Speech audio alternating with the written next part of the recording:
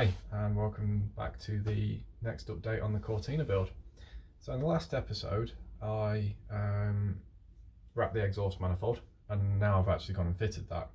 One of the things that I noticed though before I started doing it was that some of the threads were pretty tired that mount the inlet and exhaust manifold. So before I started doing anything I helicoiled those, didn't film it, mainly because I was sweating bullets when I was doing it and it wasn't a good look. But fortunately, everything worked out fine, and I went ahead and mounted the manifold, the inlet manifold, the carburettor after stripping that and cleaning it again, which actually was pretty clean to be honest with you, but it was just belts and I'm trying to do belts and braces on this, and then sorted a new Mk1 air filter element to go in with the Timavo air filter that I had originally. But also, the great thing is, because I've bought a Mk1 air filter, I have this, and this is a Mk1 air filter sticker. And everybody knows stickers add horsepower, so I'm pretty excited, and also a little bit terrified about how much power this is actually going to make.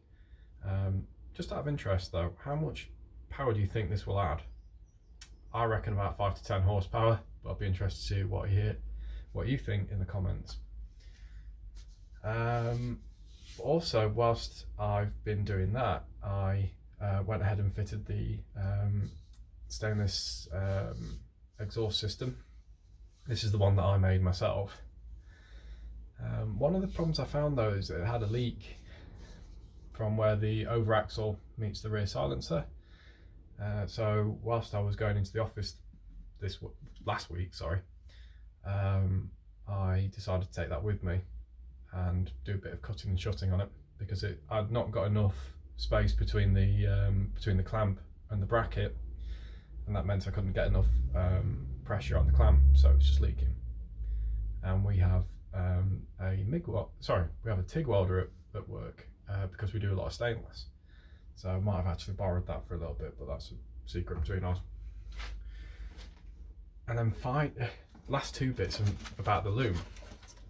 Now, I wasn't too happy with how I'd done the fuse box and relays, and this is something I'm going to probably talk about on a separate occasion, because I think the product that I've bought I'm really happy with, and I think it'd be really useful information, and I'm going to talk about it a bit more in depth at a later date. But basically what I'm building is a full-on distribution board. This will sit where the old one was, but this is pretty cool stuff because this is something new that I've found.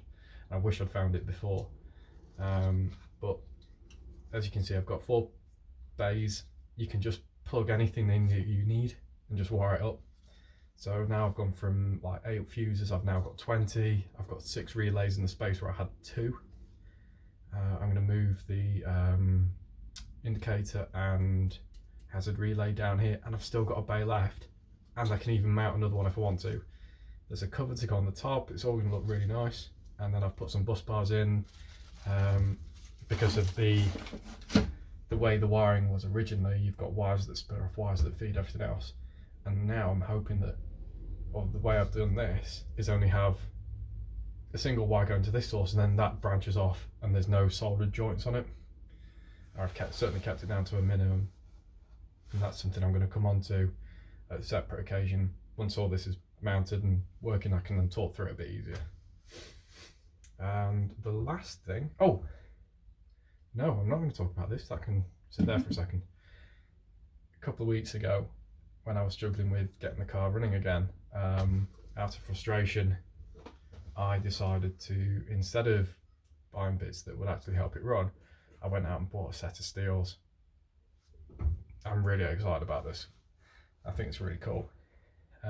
So for the back, I've bought a pair of 7-inch wide JBW Lotus Cortina style steels, which look amazing. They fit in there really well.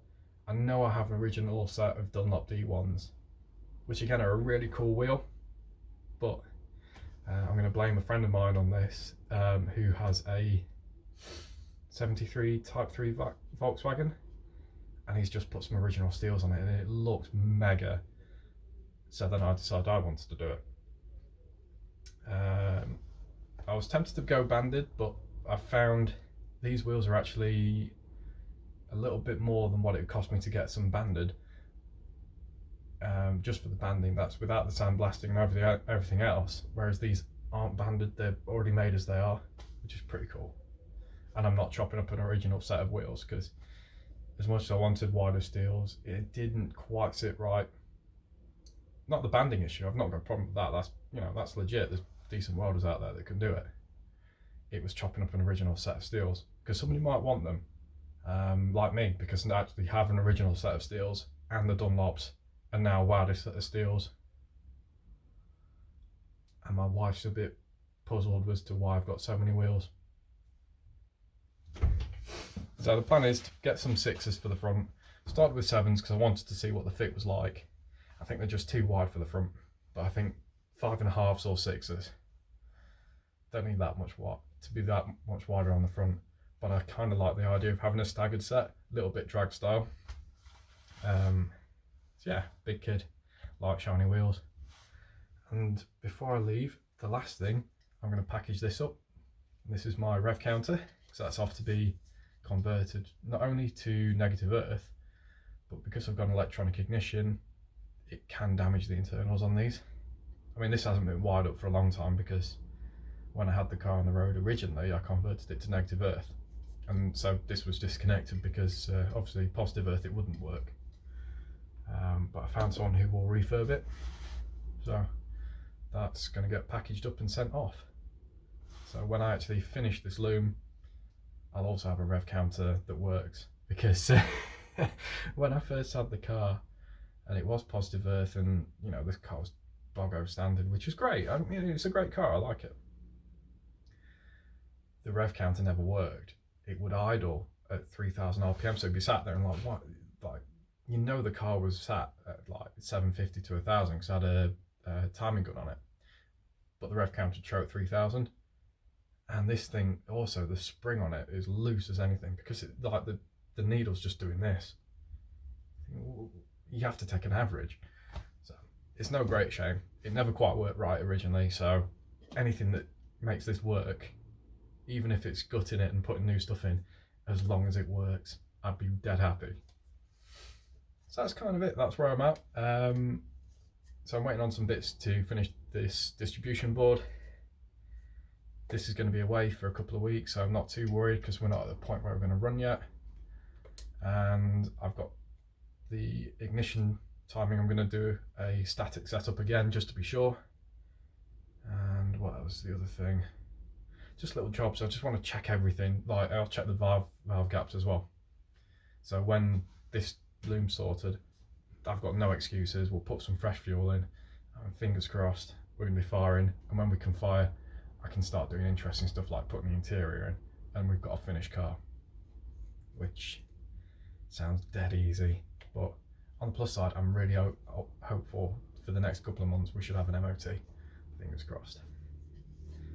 So I hope you found it interesting. Tried to keep these short and sweet, and I will see you next week. But in the meantime, if you've got any questions or you just generally want to get in touch, because I do like talking to people about general stuff. I'm pretty open about shit like this. Please get in touch, and if you haven't already, please subscribe and watch my other stuff, because it's all Cortina related except the bits that aren't. And that's it. Hope you're all doing well. See you soon.